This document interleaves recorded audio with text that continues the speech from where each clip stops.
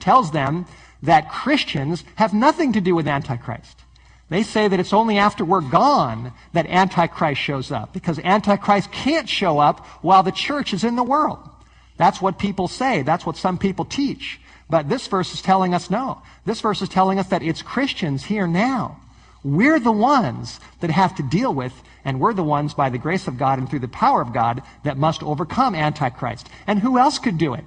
I mean, who else can overcome Antichrist but Spirit-filled Christians who have the power of Jesus Christ in their lives? Nobody else except for true believers. Now, let's look at one more verse in John. Let's go to 2 John, the little book of 2 John. Just turn the page, a couple pages. 2 John, here's the 5th reference to the word Antichrist. It's in verse 7. 2 John 7. John wrote, "For many," and what's that next word?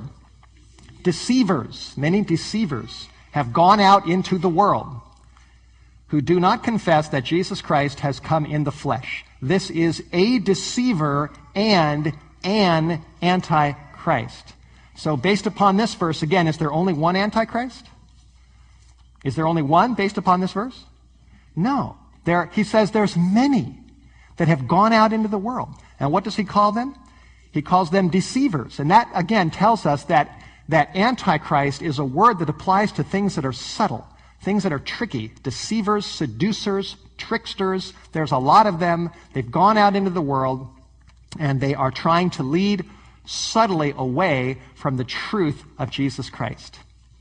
That's what we've read in 1 John and 2 John. We've looked up all 5 references to the word Antichrist, and what have we found? This is what we learned just from studying our Bibles, not from listening to any speculation, but just reading the good book ourselves, which I've done and which now you have seen. We have learned that there are many Antichrists. We've learned that they are deceptive and tricky and subtle. We've learned that they come from within the church and try to lead people astray. We've learned that they are here now, and we've learned that Christians, true Christians, must do battle with them and overcome them through the power of God. Isn't that right?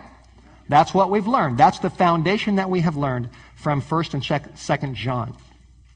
Now, there are other passages in the books of Daniel and Revelation.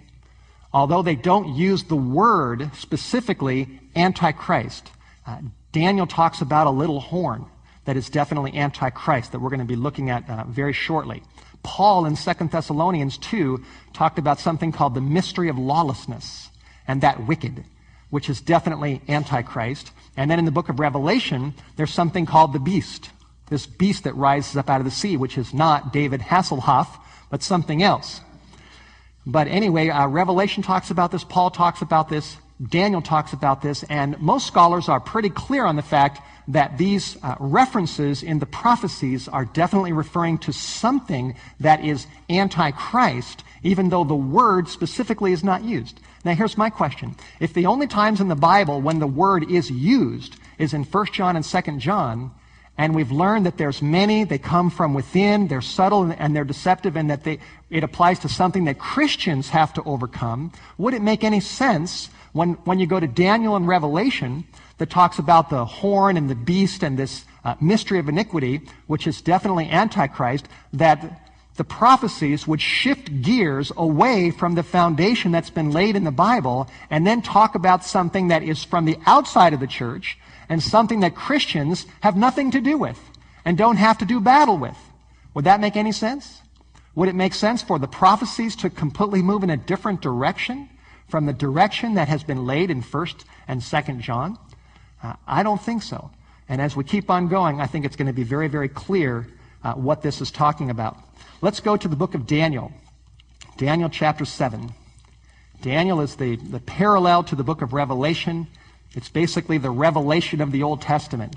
Daniel chapter 7. Let's take a look at this. And we don't have time to go into all the details. And if you want to do a lot more study on this, I want to recommend this book, End Time Delusions. End Time Delusions deals with all of this history. There's a whole section on Antichrist, all these issues. Everything I'm saying to you today is inside this book, plus a whole lot more.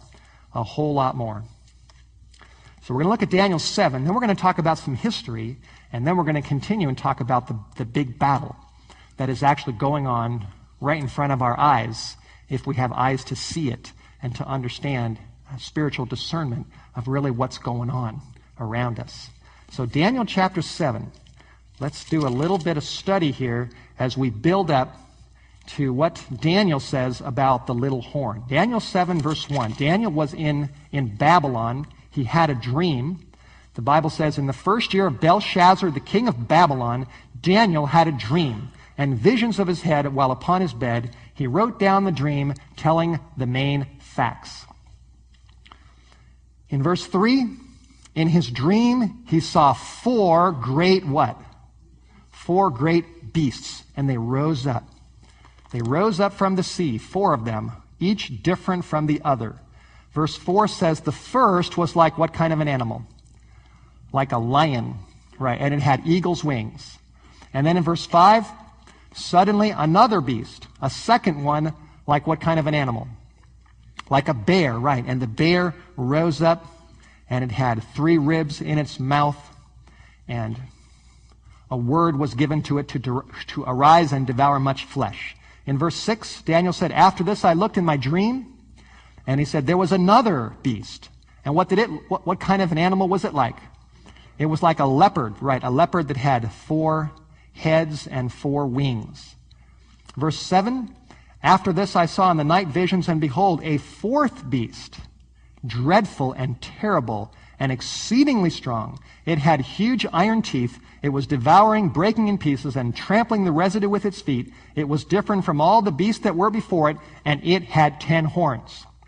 So here we have 4 beasts. We have a lion, we have a bear, we have a leopard, we have a dragon, or a dragon-like beast, some beast that really Daniel didn't exactly know what to call it. He had probably seen some lions in his day. He might have seen some bears. He might have seen some leopards, but he had never seen anything like this 4th beast.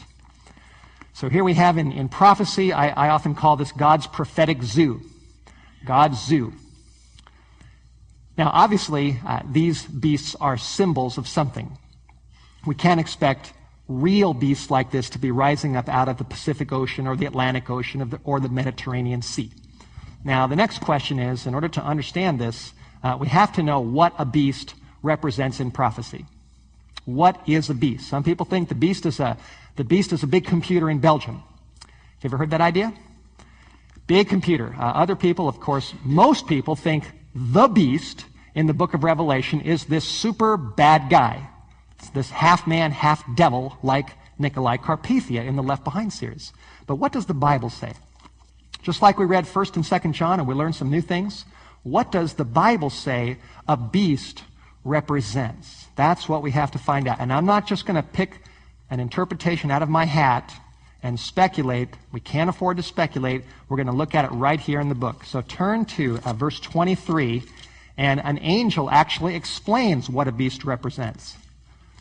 In verse 23, in Daniel's dream, the Bible says, thus he said, this is an angel talking to Daniel, thus he said, the 4th beast shall be the 4th computer upon the earth. Is that right? Is the 4th beast a 4th computer? Is the 4th beast a 4th man? What is the 4th beast? Right. The 4th beast shall be the 4th kingdom upon the earth. So if the 4th beast is the 4th kingdom, then the 3rd beast would be what?